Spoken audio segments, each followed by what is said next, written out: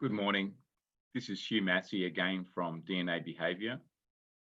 In this session, I'm delighted to talk to you about the business DNA, natural behaviour discovery, and our team report. We will use as the example the Chris Coddington team. And just as background, this is a sample team with team members that we've inserted from our system into the report for the purposes of this session. So my main objective is to set you up for success in reviewing a team report so that you understand what all the components are in there,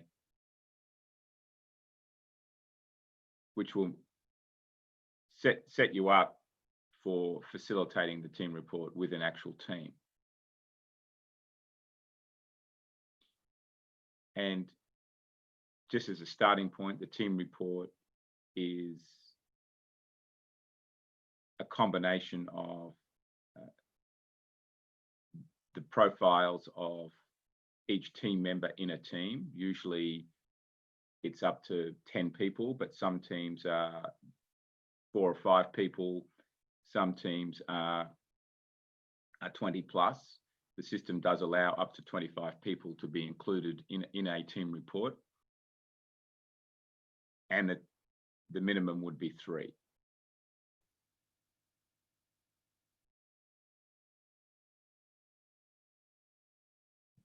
At the start, what I always like to do when I'm working with a team is to remind everybody that the behaviours reflected in the team report are the natural behaviour only. They are not all of the person's personality.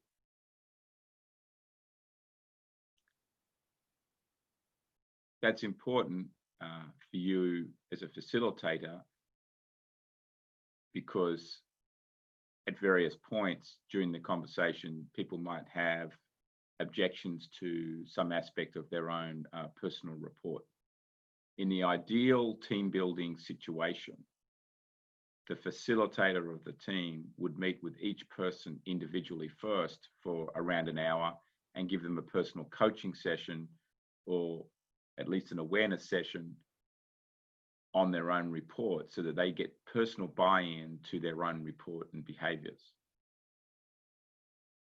So that when they come to the team session, which is as a group,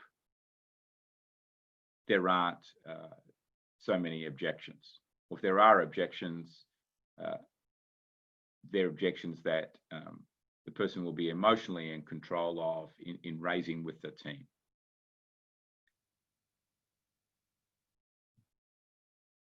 But we don't always get that luxury because of time and costs to facilitate the team that way. So sometimes it is just a situation where the team meeting is a short 1 to 2 hour team awareness session. Everybody's completed their business DNA, natural behaviour discovery, and the facilitation just takes place as an introductory process in a group meeting. And that's where it's important to get everybody over the line that this is not reflecting necessarily at an individual level all of who they are, but it is bringing out the highlights of their core natural behaviour and how they will be showing up at work. And each person needs to remember that as they start seeing their colleagues in the team, that blind spots will be revealed, others will see more about them in terms of both strengths and struggles. There will be some aha moments where the light bulb suddenly goes on. For example, a team member will now see how creative somebody else is in the team, or where the risk-taking is going on, or why the team has a blockage on a particular aspect, why it's not performing. The power of the team report, in my view, for the facilitator, the leader, and each person in the team is to understand each person's differences.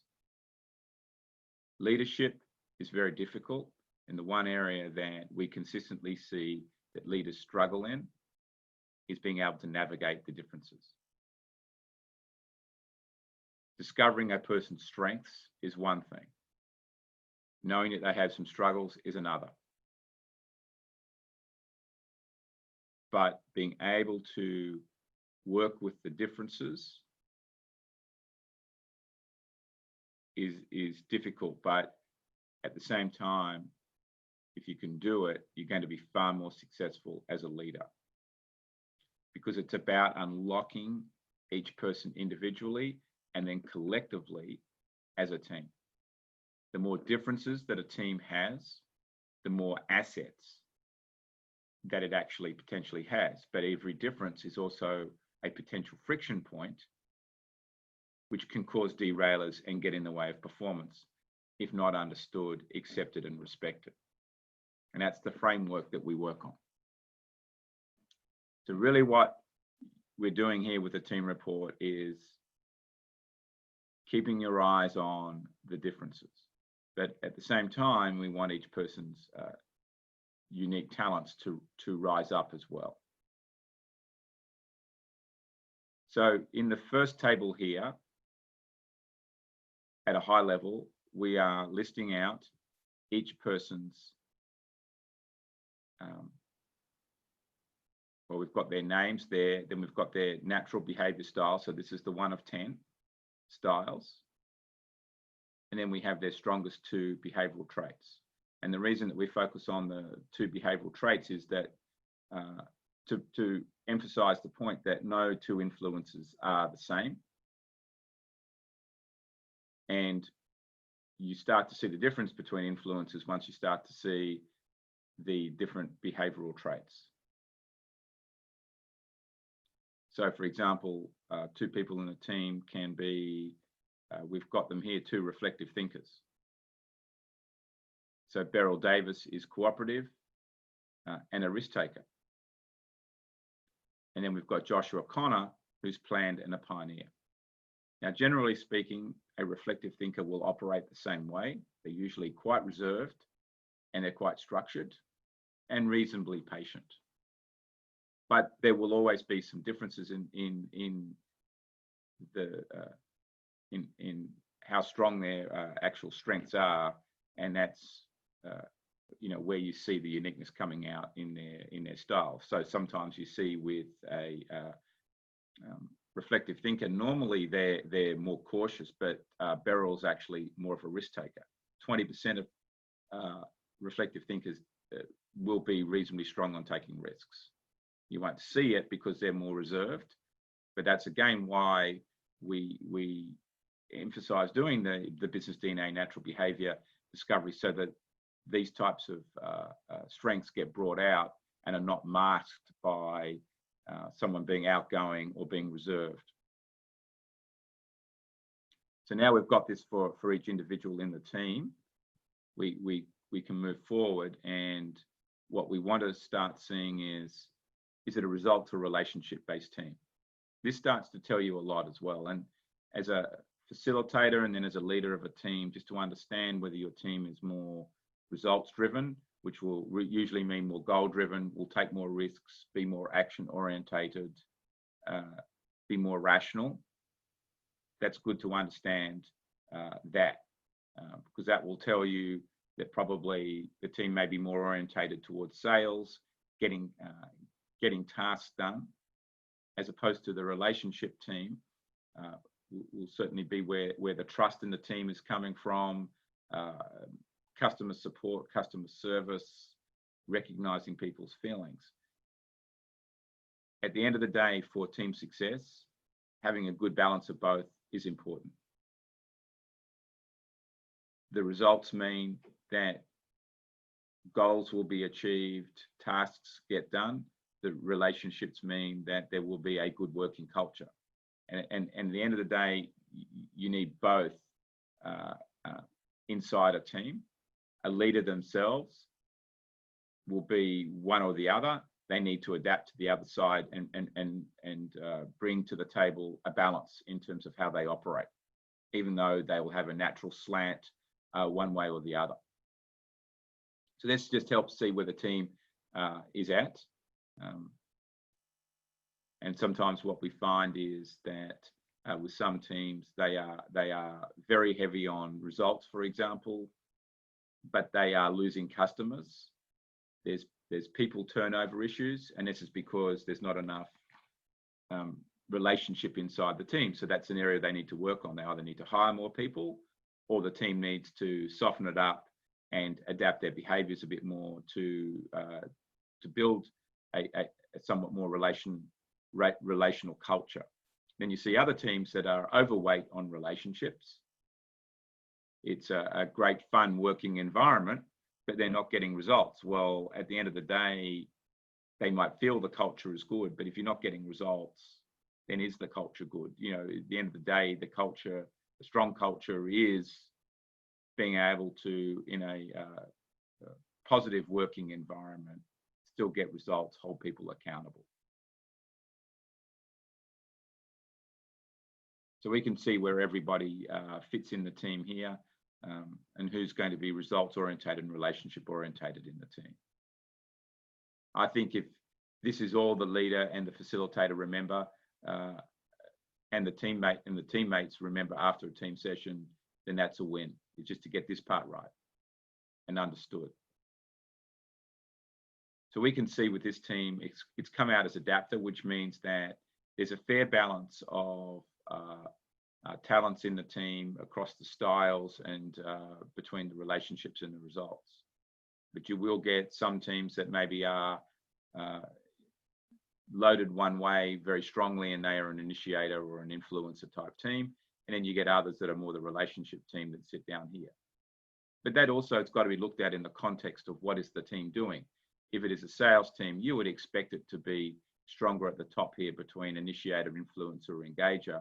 If it's a more of a customer support team, you probably would expect it to be stronger down here. If it's a research team, it's going to be stronger in here or you know, focused on analysis. So you've got to look at the team in context. But an adapter sort of means it's coming out as the average. What this table shows here is how each person is going to interact with each other and where they need to modify their behavior or not modify. So people of similar styles, minimal modification is required. So that would be, say, Mary Butler here is a community builder, and Sarah Autumn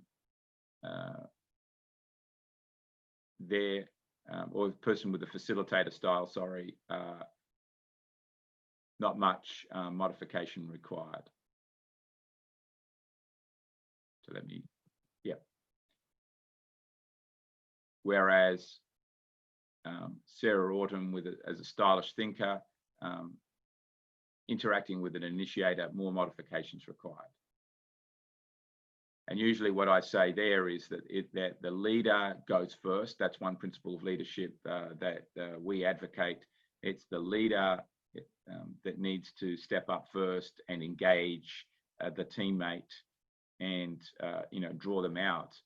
So if there's a conflict or a difficult moment inside the team, it's best that the leader goes first and breaks the ice on that, rather than the teammate doing it. But at the end of the day, it is still a relationship, and both have to work at it, and both will have to adapt their behavior. But what this table is doing is putting everybody on notice as to where maybe potentially some blockages are. Now, I know in teams that people make the comment all the time that this table shows that more modifications required, which is meaning they're more opposite in nature, but they get along pretty well as teammates. Opposites do attract, and there can be some yin and yang between someone who's detailed and more outgoing, and they do get stuff done. But there will also be days when there will be extreme frustrations, and that's really what this is bringing out. It's not saying that you don't get along as a person. That a lot of the time just comes down to values. But in working together, I've often, found in my own experiences that I've worked very well with someone more outgoing because they can do things differently to me because I'm more reserved. But the fundamental differences are there, and at some points that wears thin, or that gets difficult because one is more emotional, the outgoing person, and the other person, being more reserved, is a bit more rational and thinking about things. It can be a very good working combination, but there will be days when it's tough. For the people where there's minimal modification, they're normally more similar in style, so they will generally flow pretty well together. But again, the similarities, particularly if they're two initiators or an initiator and an influencer, for example, have got to sort out territory as to who is directing and controlling what. But their perspective on things will be pretty similar. So from that perspective or avenue, they will get along, but there'll also be days where there's clashes. But there won't have to be as much modification in the behavior, nevertheless. They can both be fairly direct with each other, for example, in communicating. So what we do in this table here is that we've blended the whole team together, and we can see that this is a risk-taking team. That's its strongest trait, but it's also quite reserved. And then here's the language that sits with that. So in a way, what you're going to see is this team probably going to take calculated risks. If you put it all together, they're going to be adventure focused. They're going to look for the upside, but they're also going to be very focused on what they do, more serious in nature. And then we get the overall workplace insights here. They've all come out medium, which is not a surprise given that it's an adapter type team. A medium score is between 31% and 69%. That's the middle range. So you'll start to get a high when the population percentage is 70 or more, and you'll get a low when it is 30 or less. So this team has some relatively strong behaviors in it. For example, need for information.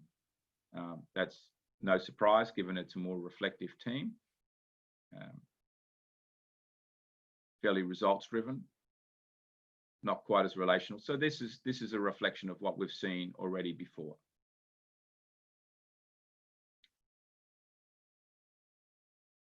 And then here is, I think, the exciting bit of the team report, where we really bring out the differences of everybody inside the team, and we can see it by factor, and we can see it by the strength of the factor as well. So you remember from previous report feedback sessions that I've done that we measure the scores on a T-score basis, going in a range from 20 across to 80. It's a bell curve, so the mid-range is 45 to 55. The person will be flexible there.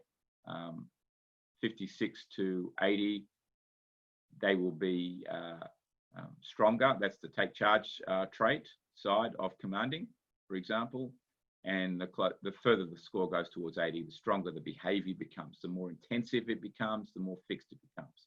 I definitely are looking for scores over 60 on that side. And then on the left-hand side, I'm looking for scores more under 40.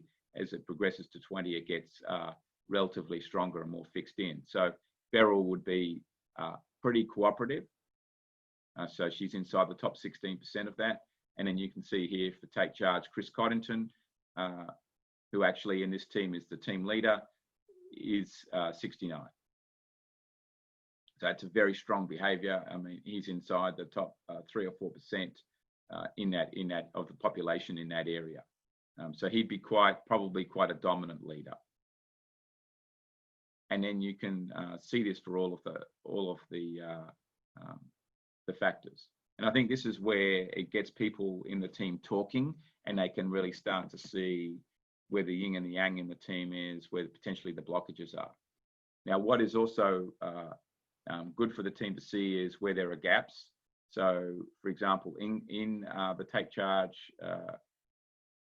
the commanding factor up here, we can see the team's probably loaded a little bit more towards the take charge side, less less on cooperative. So what does that mean for this team?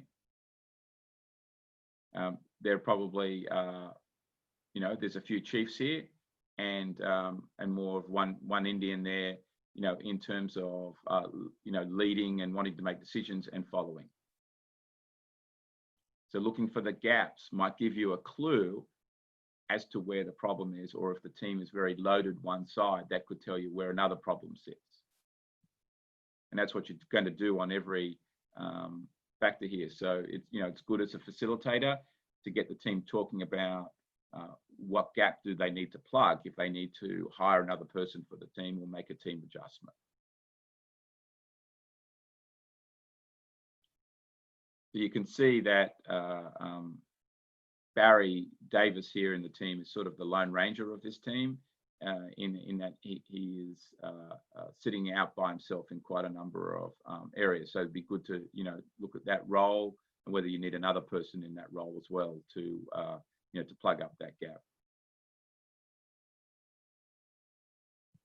Well, one point I find on trust is important. We talk in business and life a lot about trust. And so that's why we put the factor in our reporting, because it comes up all the time. A team doesn't work if there's not trust. Business relationships don't work if there's not trust. Family relationships don't work if there's not trust. Friendships don't work if there's not trust. So trust is central to everything. In a way, trust is a reflection of the first four scores, but we do the combination of them, but we do separately measure it. So the right-hand side here is whether the person is trusting. So in this team, the only person who's trusting is Barry. Then we've got the mid-range, and then we've got a few more skeptical people. Now, being skeptical is still a strength in terms of the person being discerning, asking questions, checking things out, making decisions, being more suspicious at times. That doesn't hurt to have that. But if overplayed, the skeptical side can destroy trust in the team. So it does need to be managed. The reality is that many of the stronger leaders out there in the world and stronger salespeople are skeptical in nature. It just comes with the territory of who they are. And that's why you can see that in many teams out there, trust has got eroded. And this starts with the human beings. So what's important also as a principle to remember that if you're a more skeptical person or lower on trust, you're unlikely to trust yourself a little bit internally. You might be outwardly confident because you take charge and quite fast paced, but internally you might be not as trusting around people. That will mean that in building relationships, other people won't feel trusted and they won't trust you.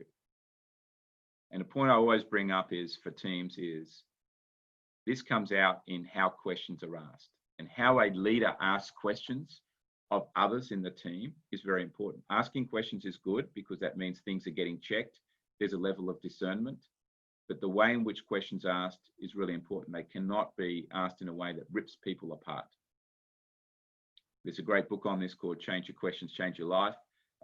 So I would encourage everybody, particularly those that are skeptical and very questioning in nature, to look at how you ask questions. That's going to be one big way of solving the trust problem, because it's about a lot of this is about how you make people feel, and the skeptical people won't always make the others in the team feel that good. So I do want you to walk away from this that being skeptical is still an important strength, and it's important that team has skepticism in there. You don't just accept everything that's brought to you. But how you ask the questions is absolutely important. And seeing this balance will also tell you what's going on often in the team, whether it's working, whether you've got the team retention right, turnovers in the business, the people culture, in fact, the sales culture as well. Are you good at getting new clients, but hopeless at retention, etc. A lot of it gets reflected here. So that's why I spent a bit of time on that in the team report. And then the last three factors down here, pioneering, risk, and creativity, show us a lot of where the drive is in relation to this team. So, we're seeing pioneering here being quite strong in terms of goal orientation, but we've also got team balance here with team members, more content with the status quo, will be steady with processes and procedures, generally speaking. This is where the risk-taking comes out to be a bit stronger, driven quite a lot by Chris Coddington, who's more clearly the higher risk taker in the team as the leader, and then we've got creativity down the bottom.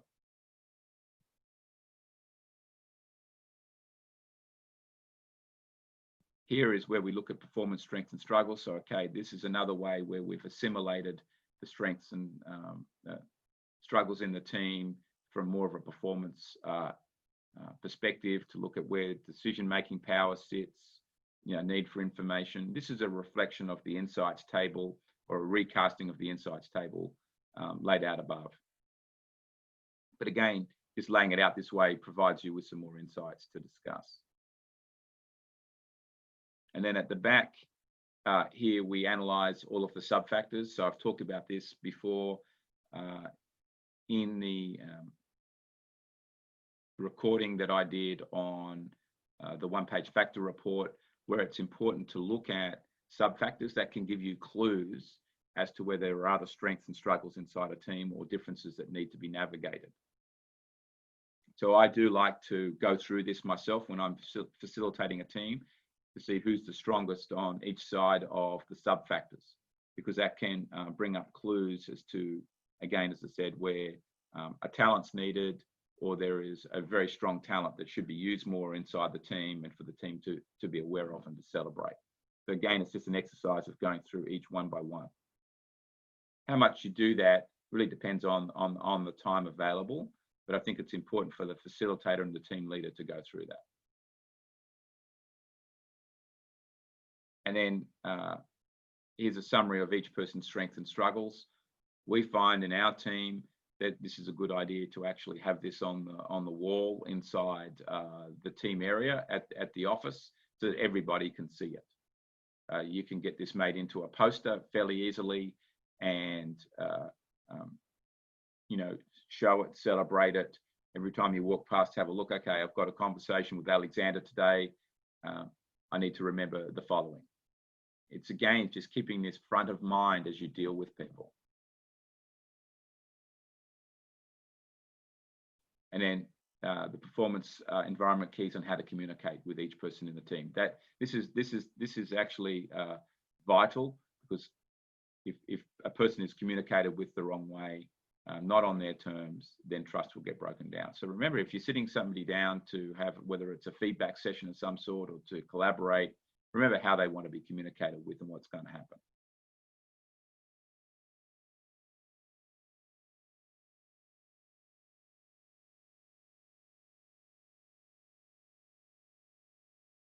And then this is in more of a specific analysis of each person's performance, success, and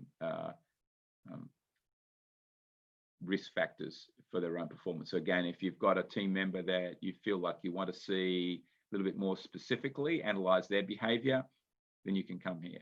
So you can see what we've done with the team report. We've outlined at the start how the team comes together as a unit, and then we've broken the information down in the appendices specifically for each individual, so that you can mine in there at that level of depth. So there's a lot of very rich information and data inside these team reports for you to work with.